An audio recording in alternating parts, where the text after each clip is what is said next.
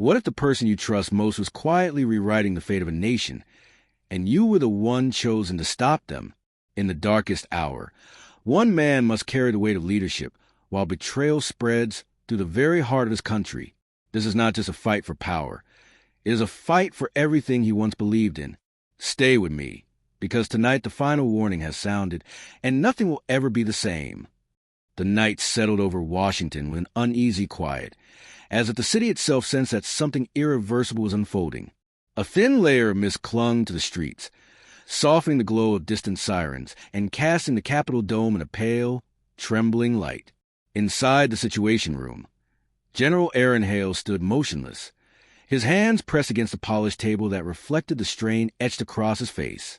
His uniform carried the scent of cold metal and fatigue, as though every thread held the weight of the choices he made over decades of service. He inhaled deeply, hoping the breath might steady the pounding in his chest, but brought no comfort. The screens around him flickered with unstable signals from bases across the coast, each one a reminder that the crisis was spreading faster than their control. The voices of his advisors murmured behind him, low and urgent, like wind slipping through a broken window. He heard them, but his mind was trapped in the image from the intelligence briefing that had arrived only minutes earlier. A hidden threat had surfaced within America's own chain of command, and the revelation had shaken the foundation of every decision he once trusted.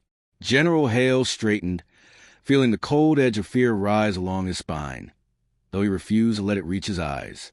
He turned to the room and watched the faces of men and women who had spent their lives preparing for catastrophe, only to find themselves unprepared for betrayal. Their shoulders were rigid, yet their expressions carried a quiet plea for clarity. He wished he could give it to them. A soft vibration traveled to the floor as another distant explosion echoed across the city. The lights dimmed, then steadied, as if struggling to hold the world together for one more moment. General Hale forced himself to speak, but his voice emerged low and deliberate, shaped by the gravity of what he was about to reveal. He told them that the threat was not foreign. It had grown within their institutions. It had moved through their ranks unnoticed, and now it waited for the final signal that would fracture the nation from within.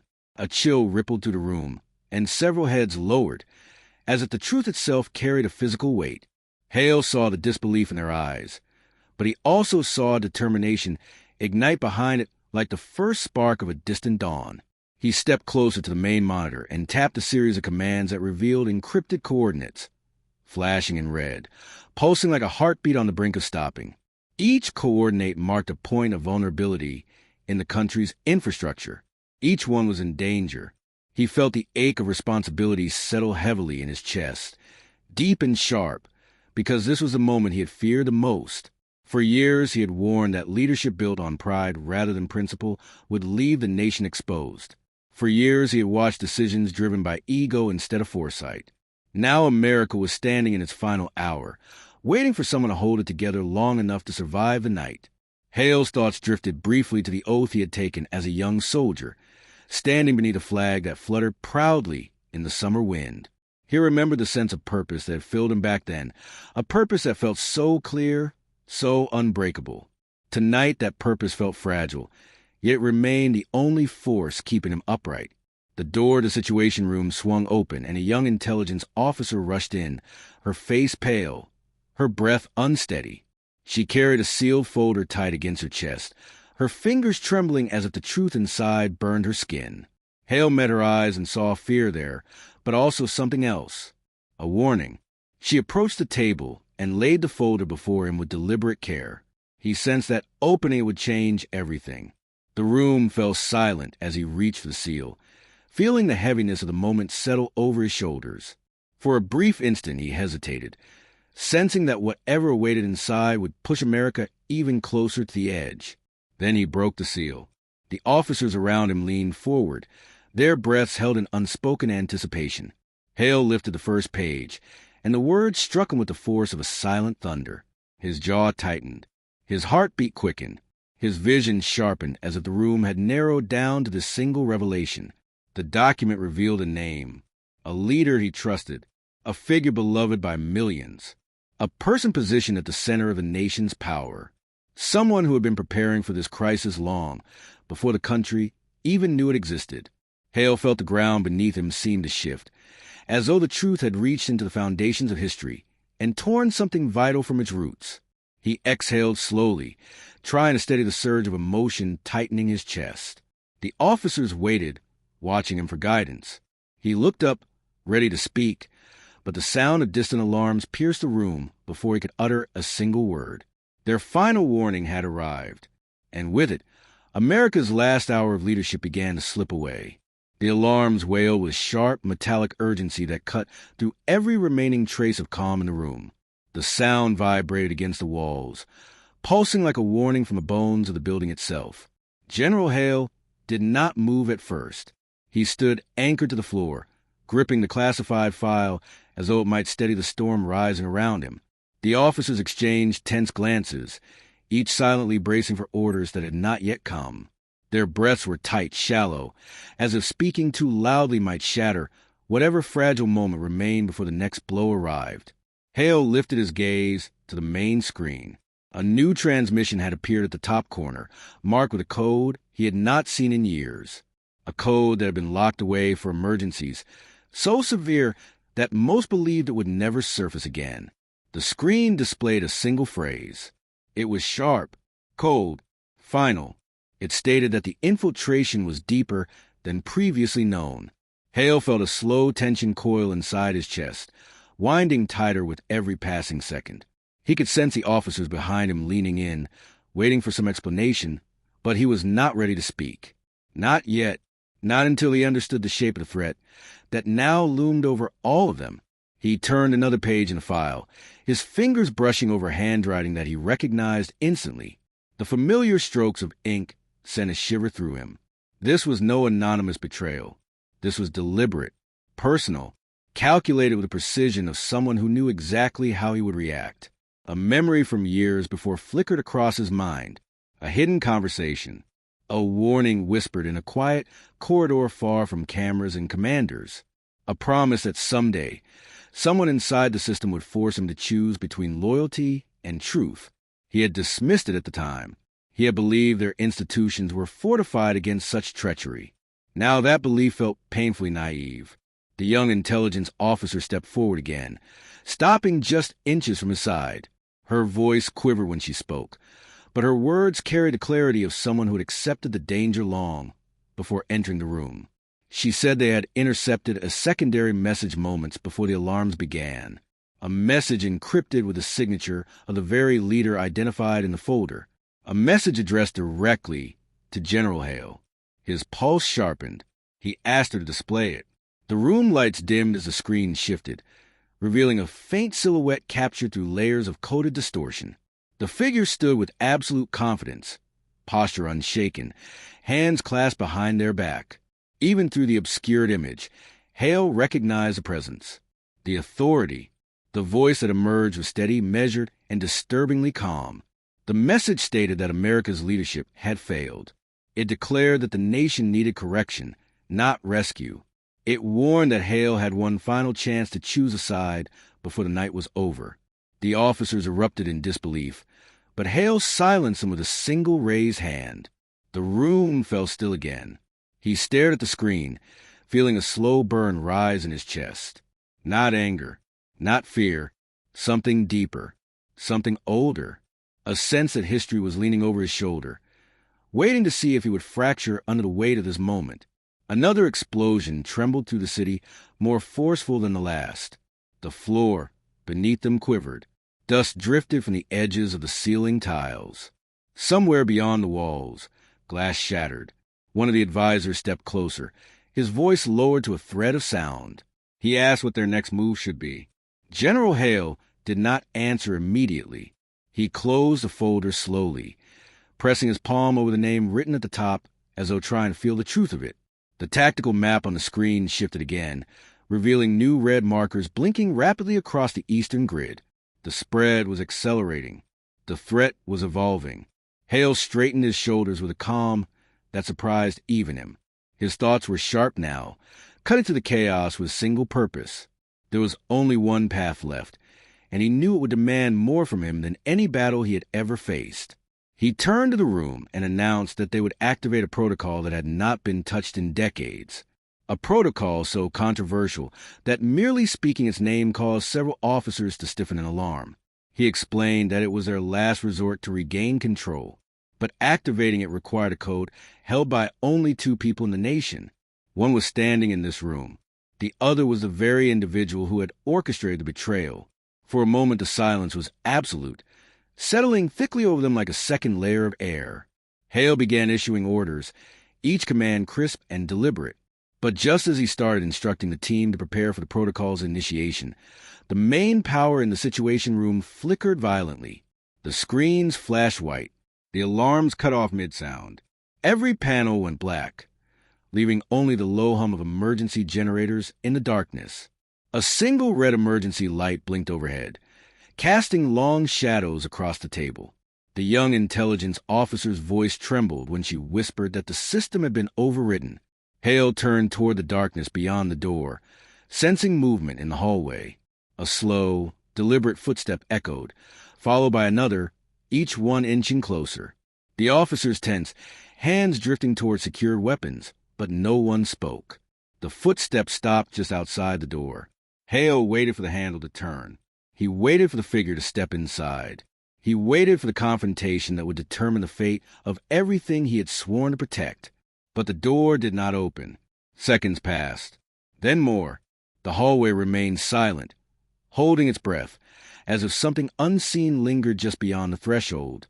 General Hale stepped forward, feeling the weight of the moment press against him from all sides. He reached for the door. He placed his hand on the handle. He pulled it open. What he saw, waiting in the hallway, froze him in place. And the truth before him would change the course of the night in a way no one in the room could have predicted. General Hale stood in the doorway, his hand still wrapped around the metal handle as the dim red light from the ceiling spilled into the hallway. The corridor stretched out in both directions, unusually quiet for a night already torn by crisis. Yet something felt disturbingly wrong. At first glance, there was no intruder waiting for him, no figure standing in shadow, no enemy emerging from the darkness. Only a narrow path lined with flickering emergency lights. But the silence had a weight to it, a heavy pressure that pressed against Hale's ribs, urging him to remain still. His instincts whispered that the danger was here, hidden in plain sight. He stepped forward slowly, feeling the low vibration of the failing power grid travel through the floor. The officers behind him watched with tense anticipation, unable to see what he was seeing, but fully aware that the moment was shifting into something more ominous. Hale's eyes locked onto a small object placed deliberately on the ground a few feet away. A military-issue communicator. Its screen glowed faintly with a pulsing blue light, a signal meant only for him. He crouched beside it, noting the subtle scratches along its metal frame and the faint residue of dust disturbed around it. Someone had been here moments earlier, someone close enough to walk the hall, without raising a single alarm. Hale lifted the device, and the blue light brightened as if responding to his touch. A message appeared across the screen in sharp white text. It stated that the next phase had begun. Nothing more, nothing less. The implications twisted through his mind, and a cold realization settled in his chest. The unknown traitor was not running. They were guiding him. They were directing every step he took. He rose and turned back toward the Situation Room, but the moment he stepped across the threshold, the emergency lights flickered again and a harsh static filled the air. The main screen powered on, without any command from their systems. A live feed crackled to life, grainy at first, then sharpening into a clear image that made several officers recoil in shock. It was a security camera inside the Pentagon, one of the restricted wings, a place rarely visited even by senior officials. A lone figure walked through the corridor with steady, purposeful steps. The camera followed, switching angles automatically, as though the intruder had full control over the surveillance system. Hale leaned closer, tension stiffening his jaw. The silhouette was unmistakable. Tall, confident, unhurried. The same posture he had recognized in the encrypted message earlier. The traitor was inside the Pentagon, not hiding, not fleeing, moving with the freedom of someone who knew every blind spot, every weakness, every door that would open without resistance. The officers murmured anxiously, but Hale raised his hand again, silencing them. He needed to understand what the intruder wanted him to see. The camera feed shifted to another angle, revealing a sealed vault door, a vault that held some of the nation's most sensitive contingency plans, protocols designed for when every other institution collapsed. Hale felt his heartbeat tighten. That vault required 2 access codes, his own and the one belonging to the betrayer. On the screen, the figure stopped before the vault. For a moment, they stood perfectly still, heads slightly bowed as though contemplating a decision that had been years in the making. Then they lifted their hand. They entered the first code, a code only 2 people in the world were supposed to know. Gasps filled the situation room. Hale's chest grew heavy.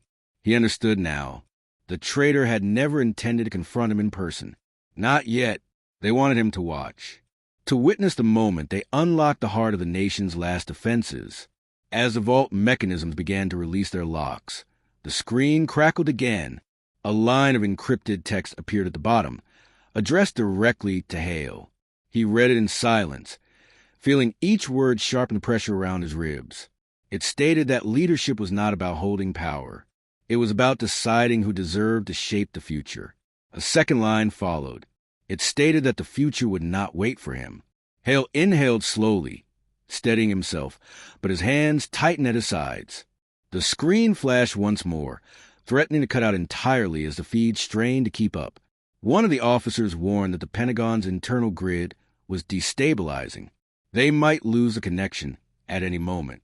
Hale did not look away from the screen. He could not, because the traitor on the camera was reaching for the final lock, the last barrier that stood between them and the protocol that could shift the entire direction of the night. The vault door began to open. Bright white light poured out, filling the camera view with a cold glow that obscured the figure's face. Hale leaned closer, straining to see through the glare, desperate for one clear glimpse. The moment stretched, long and breathless. The officer stood frozen, waiting for the figure to step into view, waiting for the truth to reveal itself, waiting for the identity that would shatter everything they believed about their leadership. The light grew sharper. The figure moved. And just as the face was about to emerge into full clarity, the entire feed collapsed into darkness. The room plunged into silence. The power grid sputtered. The emergency lights dimmed to half-strength. The screen remained dead, as if the moment had been swallowed by the night itself. General Hale stared at the blank monitor, his chest tight, his breath held. He waited for the image to return. He waited for the system to reboot. He waited for any signal that the truth was coming back into reach. But nothing happened.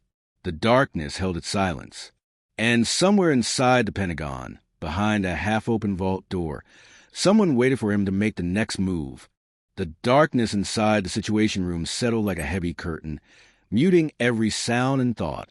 General Hale stood motionless, his eyes fixed on the dead monitor as if the force of his stare alone might bring the image back. But the screen remained black. The vault, the figure, the blinding white light, all of it had vanished, cut away in the most critical second. Around him, the officers exchanged uncertain glances. Their breathing was tight, controlled, as if any sudden movement might disturb the fragile silence that had taken hold of the room. Hale stepped back in the console and let the weight of the moment sink deeper into his bones. The traitor had anticipated the system's shutdown. They had planned for the feed to cut at that exact instant.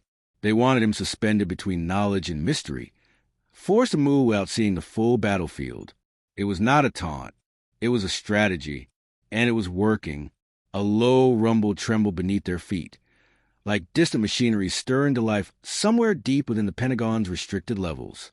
The sound traveled to the floor and into Hale's legs, rising like a second pulse beneath his skin. One of the younger officers took a step forward, his voice tense but steady. He said that the blackout was spreading in a pattern that suggested internal control rather than a system's failure. Someone was rerouting the national grid from inside the vault. Hale absorbed the information silently, piecing it together with the last image he had seen. The glowing light, the slow turn of the figure, the hint of a face that the glare refused to reveal. He forced his breathing to steady, though the air felt thin and metallic in his lungs. The young intelligence officer who had brought him the classified folder stepped closer. Her hands were trembling again, but her expression carried the same determined resolve she had shown earlier. She whispered that the Pentagon's outer security cameras were still active, but the systems were cycling through encryption loops. Every time they regained a feed, it shut down again. Someone was overriding them from the inside. Hale walked toward the center of the room, each step deliberate and measured, like a soldier moving across uncertain ground. He rested both palms on the briefing table, letting the cool surface anchor him. He could not see the traitor anymore, but the traitor could still see him.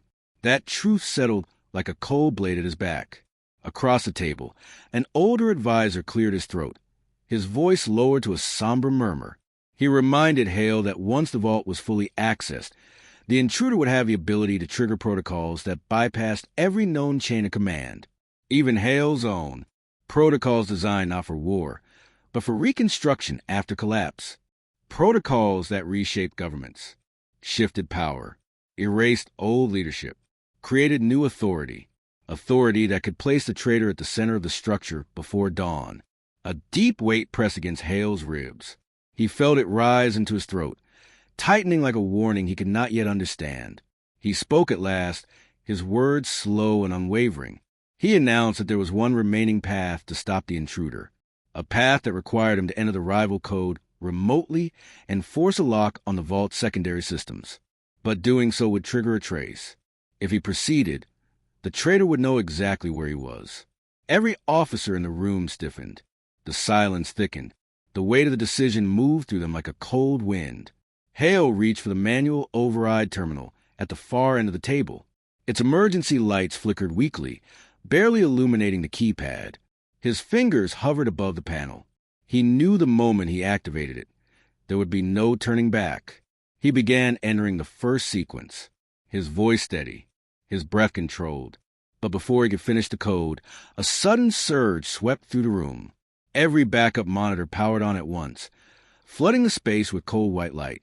The screens displayed a map of the eastern seaboard, overlaid with lines of encrypted data, scrolling too quickly for anyone to process. Symbols blinked in rapid succession, moving faster than human input. The traitor had seized a national emergency network. One of the officers stumbled back, overwhelmed. Another tried to regain manual control, but the system rejected every command. Hale leaned forward, studying the patterns racing across the screens. The movement was deliberate, coordinated, almost rhythmic. Not chaos. A message, a signal. He recognized the pattern, though it had been years since he had last encountered it. It was a communication protocol, once used only by the highest-level strategists during crisis simulations. A code meant for Hale's eyes alone. The screens froze. A single line of text burned across the center in stark red. "You are late." Hale's pulse hammered once, sharp and heavy. Then the text vanished. In its place appeared coordinates. Precise, singular, leading to one location. A location Hale had hoped he would never have to return to. The lights flickered again, threatening to plunge the room back into darkness. But for a moment, they held steady, casting long shadows across the officers' tense faces. Hale stepped away from the terminal and walked toward the doorway with quiet determination. His expression was unreadable, but every move he made carried the weight of a decision already solidifying inside him. He paused at the threshold, the hallway stretching before him like a corridor of choices that could no longer be delayed. The officers watched him, waiting for him to speak, waiting for the command that would determine their next move, waiting for the moment he would reveal what the coordinates meant. General Hale turned his head slightly, enough for them to see the grim resolve sharpening in his eyes. He opened his mouth to speak, but before he could utter a single word, the emergency light snapped off. Darkness swallowed the hallway. A low, mechanical hum rose from somewhere deep within the Pentagon systems. And in that suffocating darkness, Hale heard a voice, not spoken aloud, not through any device.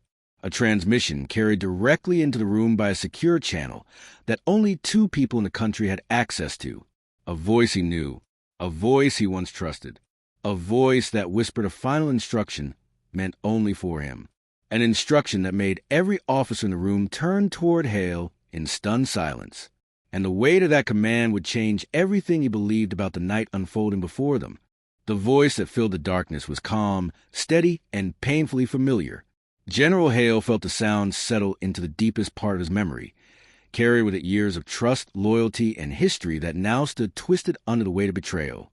The officers around him froze, every breath suspended, waiting for him to respond. But Hale remained still, as if the voice had reached into his chest and anchored him to the floor. The message repeated once more, this time clearer. It commanded him to stand down. It told him that the hour for negotiation had already passed.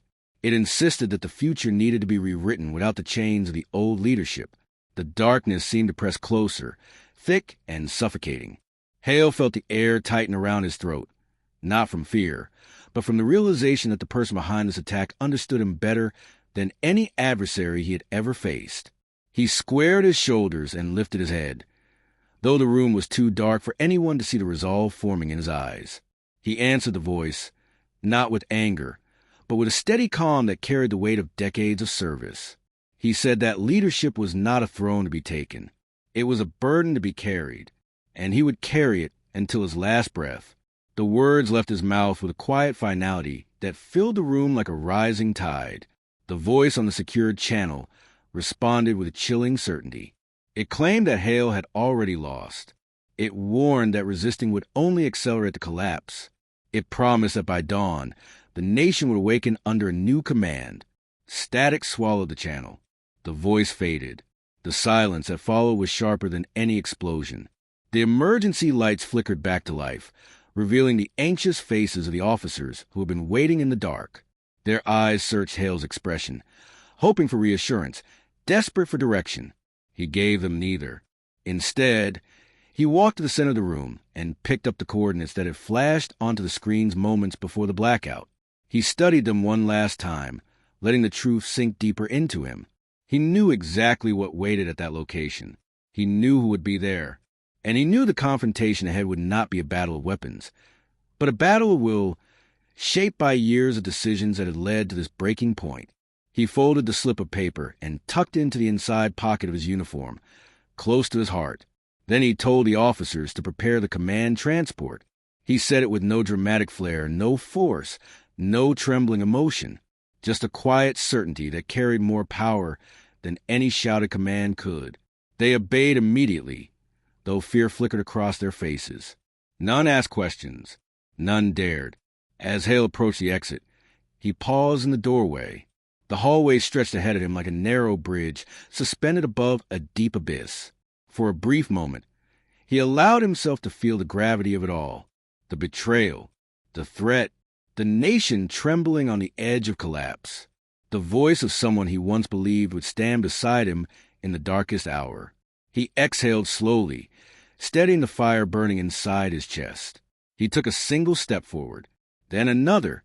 The sound of his boots echoed down the corridor, firm and unwavering, as though each step carried a promise that the nation's fate would be confronted head-on, no matter the cost.